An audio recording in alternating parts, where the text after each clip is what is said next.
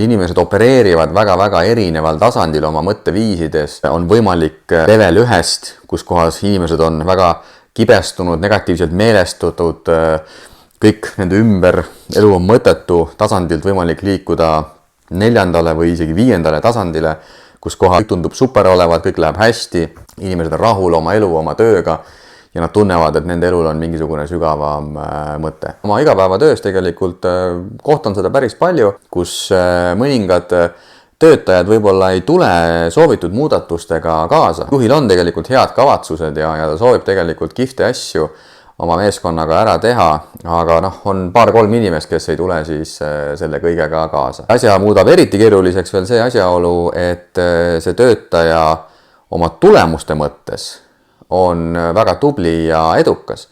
Ja mõned sellised tööalaselt tublid edukad töötajad lausa kasutavad seda enda huvides ära, et nad ignoreerivadki teatud selliseid ühiseid kokkuleppeid, ei tulegi mingite muudatuste ja plaanidega kaasa.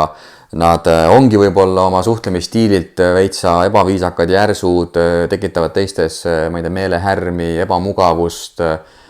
Aga kuna nende tulemused on head, nad on väga-väga tugevad omal alal, oma sellises spetsialisti staatuses rollis, siis ega keegi väga tegelikult nendega ka midagi ette võtta ei taha. Hästi palju räägitakse ju nii-öelda KPI-dest, mis eesti keeles võiks siis tähendada lihtsalt selli tulemusmõõdikut. Mõõdikutega mõõdetakse siis inimese tulemuslikkust. Ja loomulikult tulemuslikkus on kõige olulisem asi inimesel töö juures, aga kas ei tasuks mõelda tulemusmõõdikud välja töötada ka selle kohta, kuidas inimene käitub?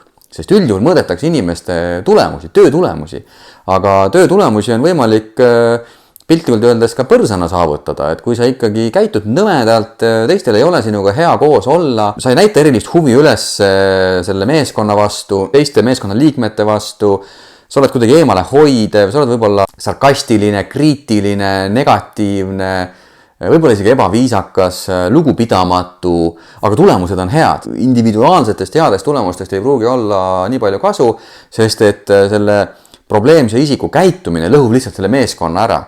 Ja seal meeskonnas võib olla veel väga-väga kihvte töötajaid, kes tegelikult võiksid pikas perspektiivis ka väga häid tulemusi saada. Ja kui sa vaatad nagu kogu meeskonna kompotti, siis see meeskondlik tulemus võikski super olla, aga selle ühe inimese käitumine hoiab ka teiste inimeste potentsiaali maas. Ja nüüd üks ettepanek võib-olla juhtidele ongi see, et mõelda välja käitumuslikud tulemusmõõdikud. Et ma ei mõõda ainult seda, et okei, ühikute arv on tehtud, kohtumiste arv on tehtud, müügimaht on tehtud, vaid lepime ka kokku, mida me jälgime näiteks koosolekutel, kuidas me koosolekutel käitume. Kui palju me katkestame üksteist, kui palju me sõna võtame, kuidas me reageerime olukordades, kui keegi mulle tagasisidet näiteks annab, kas see ei oleks midagi, mida saaks kuidagi mõõdetavasse vormi panna. Kui sa tahad, siis sa suudad need teemad välja mõelda. Ja miks ma selles nii veendunud olen, sest et ma oleme meeskonnakoolitustel päris palju selliseid mõõdikuid paika pannud. Nimetame need sageli tiimiraamatuks, ehk siis tiimiraamatus tiim lepib kokku, mida me üksteise juures jälgime, mida me üksteiselt ootame.